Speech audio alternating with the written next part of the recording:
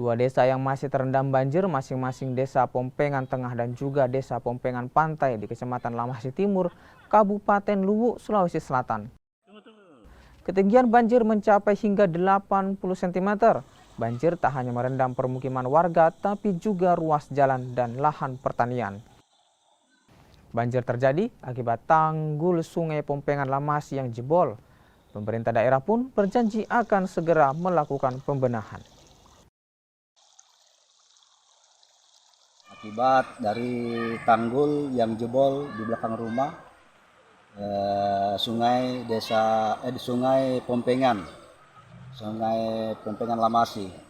Akibat tanggul jebol yang sudah hampir 1 tahun dan pernah dibenahi, cuman tidak mampu.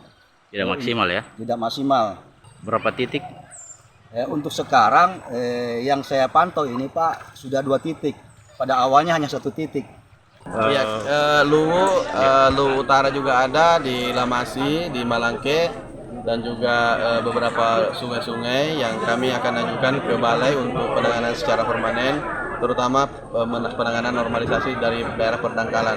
Tapi khusus untuk wilayah kita akan coba juga beberapa kita tangani, minta izin ke balai nanti yang bisa tanggap darurat nanti. Mudah-mudahan itu bisa jadi pilot proyek untuk penanganan. Dan paling penting bahwa tentu ini kita harus koordinasi dengan kementerian karena merupakan wilayah kewenangan yang tentu provinsi dan kabupaten harus melakukan koordinasi ke mereka untuk perizinan sebelum masuk, karena agak berat kalau jika tidak. Tetapi biasanya balai memiliki program-program juga, kemudian kita hanya mengusulkan untuk koordinasi lebih kuat lagi kepada balai kementerian.